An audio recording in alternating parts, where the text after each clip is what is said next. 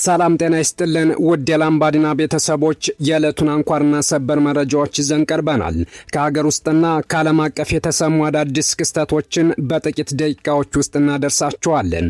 ወደ ዝርዝር መረጃዎች ከመግባታችን በፊት አዳዲስ ዜናዎች በፍጥነት እንዲደርሷችሁ ቻናላችንን ሰብስክራይብ በማድረግ አብራችሁን ሁኑ። በቅድሚያ ዋና ዋና ዜናዎችን። የሆርሙዝ ወሽመጥ መዘጋትና የቀይ ባህር ቀውስ በኢትዮጵያ የጂኦፖለቲካ ጣፈንታ ላይ አዲስ ተጽዕኖ መደቀኑ ተነገረ። የሆርሙዝ ወሽመጥ መዘጋትን ተከትሎ በዓለም አቀፍ የባህር ትራንስፖርት ላይ የተከሰተው ቀውስ የአፍሪካ ቀንድን የአዲስ ጂኦፖለቲካዊ ፉክክር መናኸሪያ ማድረጉ ተገለጸ። ይህ ሁኔታ የባህር በር ማግኘትን እንደ መዋቅራዊ ብሔራዊ ቅድሚያ የምትመለከተውን የኢትዮጵያን ቀጣይ ስትራቴጂካዊ ጥቅሞች የሚፈትን መሆኑ ተመላክቷል። በዝርዝር እንመለከተዋለን። የምርጫ ታዛቢ ያልሆንም ያለው የአውሮፓ ህብረት በኢትዮጵያ ስለተካሄደው 7ኛው ጠቅላላ ምርጫ ከአጋሮቹ ጋር በመሆን የእንኳን ደስ አላችሁ መግለጫ ወጣ።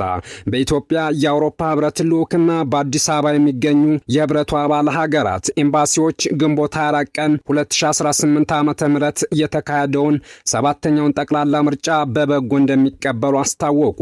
ልዑኩ ከተለያዩ ሀገራት ኤምባሲዎች ጋር በጋራ በሰጠው መግለጫ በልዩ ልዩ ምክንያቶች ምርጫ ያልተካሄደባቸው የምርጫ ክልሎች ድምፅ የመስጠት ዕድል እንዲያገኙም ጠይቋል። ኢራን የኒውክሌር አቅም ባለቤት መሆኗን ተከትሎ በአሜሪካና በመካከለኛው ምስራቅ አዲስ ቀውስ መከሰቱ ተገለጸ። የቀድሞ የአሜሪካ የስለላ ተንታኞች ይፋ ያደረጉት ምስጢራዊ ሰነድ ኢራን የኒውክሌር ጦር መሳሪያ ባለቤት መሆኗን ወይም በቅርብ እንደምትሆን ማረጋገጡ ተሰማ።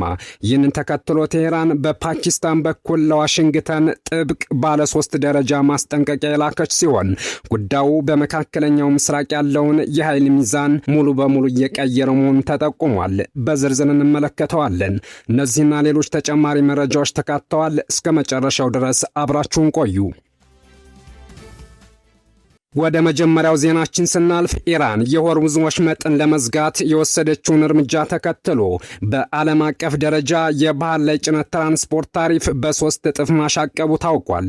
በዘመናዊ ታሪክ ለመጀመሪያ ጊዜ የሆርሙዝ ወሽመጥና የቀይ ባህር የንግድ መስመሮች በአንድ ጊዜ ለአደጋ መጋለጣቸው ነው የተነገረው።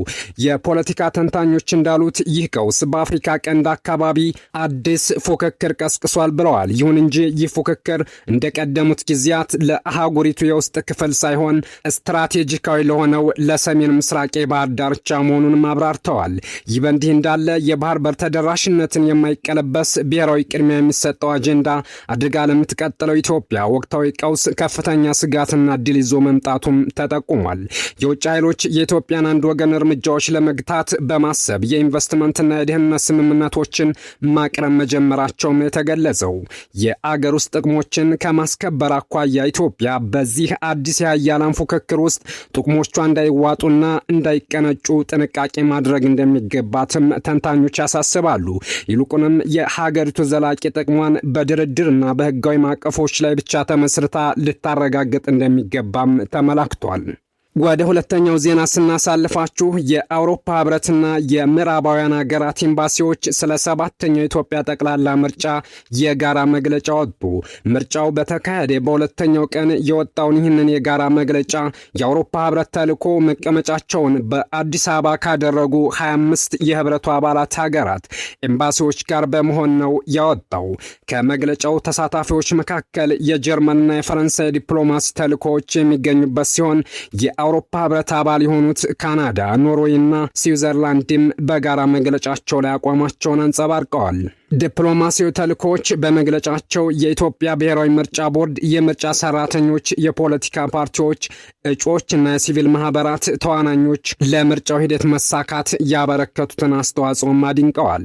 በተጨማሪም የአፍሪካ ህብረትና የምስራቅ አፍሪካ የልማት በይነ መንግስታት ባለስልጣን ኢጋድ እንደ ዓለም አቀፍ ታዛቢነታቸው የተጫወቱትን ጠቃሚ ሚና የገለጸው መግለጫው ተቋማቱ ስለ ምርጫው ሂደት የሚወጣቸውን የባለሙያ ዘገባዎች በጉጉት እንደሚጠብቀውም አመልክቷል። የጋራ መግለጫው አያይዞም በዕለቱ ማለትም ግንቦት 24 ቀን 2018 ዓመተ ምህረት በተለያዩ ምክንያቶች ምርጫ ማካሄድ ያልቻሉ የምርጫ ክልሎች በሙሉ በቀጣይ ድምጽ የመስጠት እድል እንዲመቻችላቸውና ይህንን የማድረግ እድሉ እንደሚሰጣቸው ተስፋ የሚያደርግ መሆኑንም በጽኑ አሳስቧል። ወደ መጨረሻው ዜናችን ስናልፍ የቀድሞ የአሜሪካ የስለላ ተንታኞች ላሪሲ ጆንሰን እና ፔፔ ኤስኮባር ይፋ ባደረጉት ሚስጥራዊ ሰነድ መሰረት በግንቦት ወር 2026 የተፈጠረውን ቀጠናዊ ውጥረት ተከትሎ የኢራን ብሔራዊ ደህንነት ምክር ቤት ወሳኝ ውሳኔ አሳልፏል። የሀገሪቱ ፕሬዝዳንት ማሱድ ፔዜሽካን በፓኪስታኑ ጠቅላይ ሚኒስተር ሻህባዝ ሻሪፍና የውጭ ጉዳይ ሚኒስተር ኢሻቅ ዳር በኩል ለአሜሪካ የውጭ ጉዳይ ሚኒስተር ማርኮ ሩቢዮ ጥብቅ ዲፕሎማሲ ማስጠንቀቂያም አድርሰዋል። ኢራን በተለይ አሜሪካ በቀሽም ደሴትና ባንዳር አባስ ላይ የፈጸመችውን ጥቃት ተከትሎ በላከችው በዚህ ማስጠንቀቂያ ዋሽንግተን ጥቃቷን የማታቆም ከሆነ ቴህራን ከኒውክሌር ሰላም ድርድር ወዲያውኑ እንደምትወጣና የመጨረሻ ኃይል ማሳያ እርምጃ እንደምትወስድ አስታውቃለች። ይህ እርምጃ በኢራን ምድር ላይ የኒውክሌር ቦምብ ማፈንዳትን የሚያካትት ሲሆን ዓላማውም ሀገሪቱ ያላትን ሉዓላዊ አቅምና በውጥረቱ ላይ ያላትን የቁጥጥር የበላይነት ለማሳየት መሆኑንም አብራርቷል። የአሜሪካ የውጭ ጉዳይ ሚኒስተር ማርኮ ሩቢዮ የጉዳዩን አሳሳቢነት በመረዳት ዋይት ሀውስ ሊወስድ ያሰበውን ተጨማሪ የኃይል እርምጃ ወዲያውኑ እንዲገታ ማድረጋቸውም ተዘግቧል።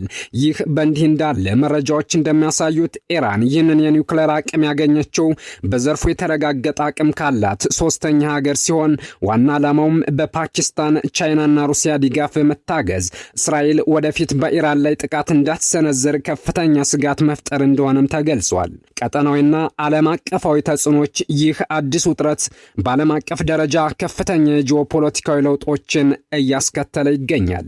በእስራኤልና አረብ ሀገራት መካከል የተደረገው የአብርሃም ስምምነት በተግባር የፈረሰ ሲሆን ሳውዲ አረቢያ ምስጢራዊ ድርድሮችንም አቋርጣለች። ይበልጥ አሳሳቢው ደግሞ ኳታርና ኦማን የአሜሪካ ጦር ከ6 እስከ 9 ወራት ባለው ጊዜ ውስጥ ከሀገራቸው ወታደራዊ ጦር ሰፈሮች እንዲወጣ ዝግጅት እያደረጉ መሆኑ ነው። ከዚህ ባለፈ አሜሪካን ያገለለ አዲስ የሳዑዲ አረቢያ፣ ፓኪስታን፣ ቱርክና ግብጽ የጸጥታ ትብብር እየተገነባ መሆኑ ቀጠናዊ ኃይል ሚዛኑን ሙሉ በሙሉ እየቀየረውም ይገኛል። የፖለቲካ ተንታኞች እንደሚያምኑት የሀገሪቱ ፕሬዝዳንት ዶናልድ ትራምፕ ይህንን ቀውስ በዲፕሎማሲ ለመፍታት አሁንም ጊዜ አላቸው። ነገር ግን ይህ ውሳኔ ለእስራኤል የሚሰጠውን ድጋፍ ማቋረጥን፣ ቤንጃሚን ኔታንያሁ በሊባኖስና በጋዛ የሚያደርጉትን ጦርነት እንዳቆሙ ማስገደድን እንዲሁም በኢራን ላይ የተጣለው ማዕቀብ ማንሳትንም ይጠይቃል።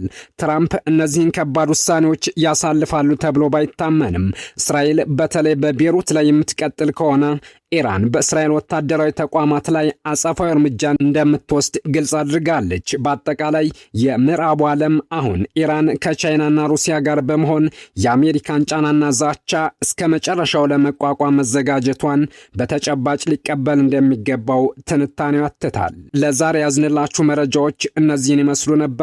አበቃን። በያላችሁበት ሰናይ ጊዜ ተመኘን።